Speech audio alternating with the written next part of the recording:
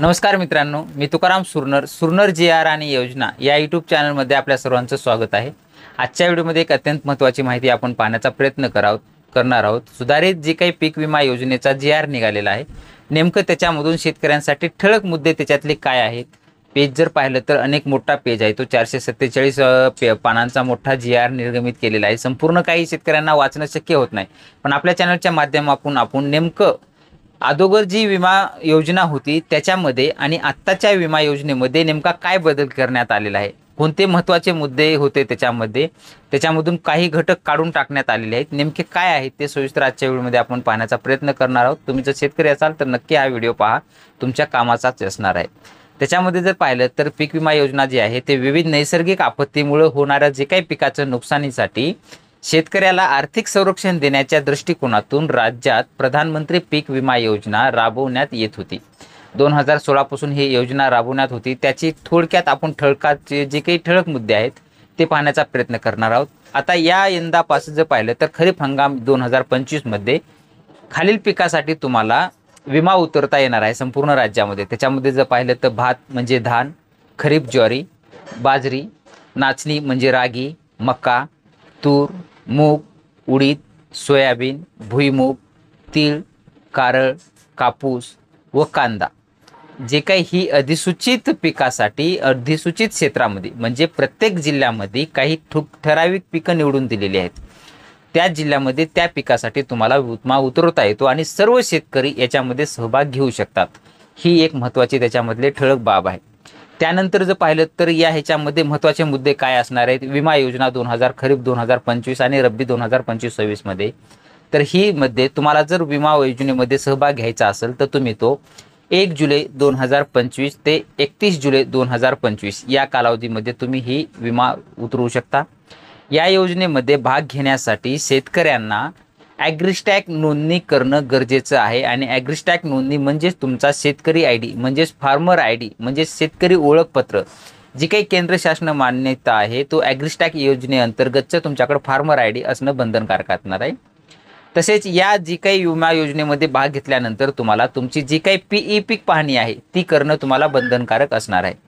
त्यानंतर जर पाहिलं तर तुम्हाला जे काही पिकं असतील, कोणत्या जिल्ह्यात कोणते पिकं आहेत त्या जिल्ह्यात तेच पिकं तुम्हाला विमा त्याच पिकावरती भरता येणार आहे.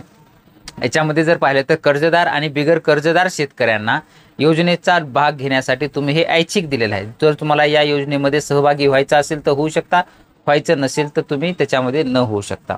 ई पीक पाहणी आणि विमा घेतलेलं पीक म्हणजे समजा तुम्ही विमा एका पिकाचा काढलेला आहे आणि ई पीक पाहणीवर दुसरंच केली आहे, तर याच्यामध्ये काय केलं जाईल तर तुम्ही ई पीक पाहणी ज्या पिकाची केलेली आहे तुमचं तेच पीक ग्राह्य धरलं जाईल.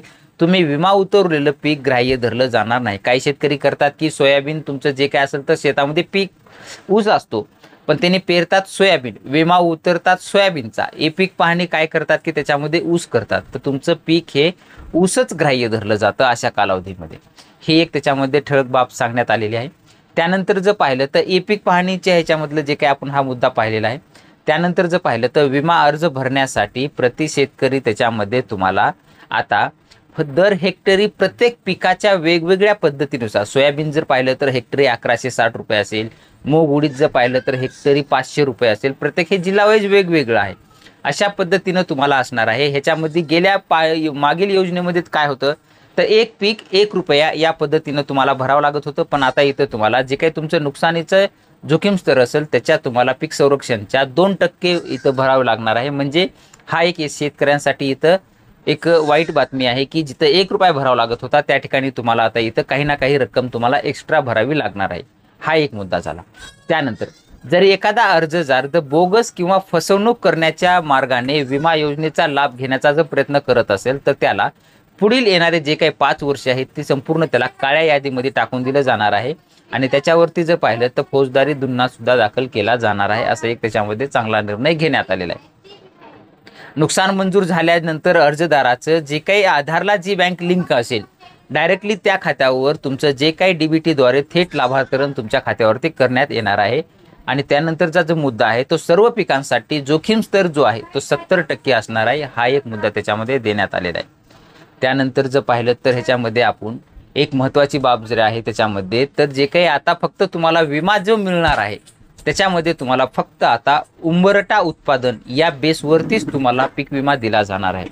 उंबरठा उत्पादन काय असतं नेमकं हे तर पाहिलं तर जे काही क्षेत्र आहे तुमचं, जे काही महसूल मंडळ आहे त्या महसूल मंडळामध्ये मागील 7 वर्षामधील ज्या काही सर्वाधिक जास्त उत्पन्न झालेले 5 वर्षे पाठीमागील म्हणजे आजपासून पाठीमागले 7 वर्षे ग्राह्य धरतात आणि 7 वर्षापैकी ज्या 5 वर्षामध्ये जास्त उत्पन्न झालेले आहे त्यांची सरासरी काढतात आणि ती सरासरी जर कट अँड क्रॉप ह्याच्यामध्ये झाली म्हणजे कापणी प्रयोग केला जातो, तो कापणी प्रयोग केल्यानंतर जर ते कापणी प्रयोगाचं उत्पादन हे जे काही उंबरठा उत्पादन म्हणजे जे काही 7 वर्षातील जास्त 5 वर्षे असणारे त्यांच्या सरासरीपेक्षा जर कमी असेल तर सर्व शेतकऱ्यांना जे काय असेल तर त्याच्यामध्ये सर्व शेतकऱ्यांना विचारात घेऊन हा सरसकट पीक विमा जो असो तो शेतकऱ्यांना दिला जातो.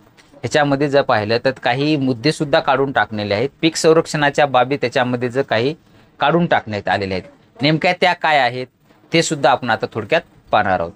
खरीप हंगाम 2023 पासून विमा योजनेमध्ये 4 ॲड ऑन कव्हर ॲड करण्यात आलेले होते.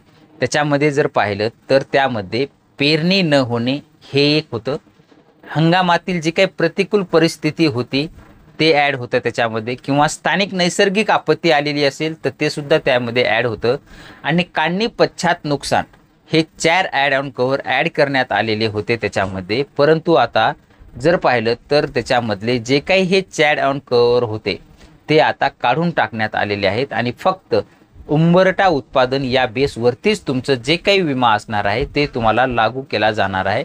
अशा पद्धतीचं त्याच्यामध्ये हे सांगण्यात आलेलं आहे. जे काही सरासरी उत्पादन जर महसूल मंडळातील जे काही 7 वर्षातील 5 वर्षे मोठे जास्त पीक असणारे त्या उत्पादनाचं जर गटान कापणी केल्यानंतर त्याचं जर उत्पादन कमी आलं तर त्या महसूल मंडळामधील त्या पिकाचा ज्या शेतकऱ्यांनी पीक विमा उतरलेला आहे अशा सर्व शेतकऱ्यांना समप्रमाणामध्ये नुकसान भरपाई मिळत असते. असा एक त्याच्यामध्ये मुद्दा तो स्पष्ट करून आपण सांगण्याचा प्रयत्न केलेला होता. आणि याच पीक विमा योजनेसाठी तुम्हाला काही अडचणी असतील, काही माहिती पाहिजे असेल तर संपर्क कुठं करायचं तर पीक विमा योजनेच्या अधिक माहितीसाठी किंवा नुकसान भरपाईच्या माहितीसाठी केंद्र शासनाचे जे काही कृषी रक्षक पोर्टल आहे त्या कृषी रक्षक पोर्टलवरची हेल्पलाईन नंबर आहे तो घेऊन शकता तुम्ही. 14447 म्हणजेच 14447 या नंबरवरती तुम्ही संपर्क करू शकता आणि संबंधित विमा कंपनी किंवा स्थानिक कृषी विभाग कार्यालयाशी संपर्क साधू शकता तुम्ही, अशी सुद्धा त्याच्यामध्ये माहिती देण्यात आलेली आहे. अशा पद्धतीची ही जी काही आपण या वर्षीच्या विमा योजनेमध्ये काय बदल केलेले आहेत, याच्या अगोदर काय होते ती सविस्तर माहिती आपण आजच्या व्हिडिओमध्ये पाहण्याचा प्रयत्न केलेला आहे. तर असेच नवनवीन विविध पद्धतीचे व्हिडिओ म्हणा किंवा नवीन माहितीची पद्धतीचे व्हिडिओ आपल्या चॅनलवरती सतत येत असतात. तुम्ही जर चॅनलला सबस्क्राईब करून ठेवलं नसेल तर चॅनलला आजच सबस्क्राईब करून ठेवा, जेणेकरून तुम्हाला पुढचा महत्त्वाचा व्हिडिओ अपलोड केला तर त्याचं नोटिफिकेशन तुम्हाला मिळत जाईल. भेटूया नवीन माहितीसह नवीन व्हिडिओमध्ये. धन्यवाद.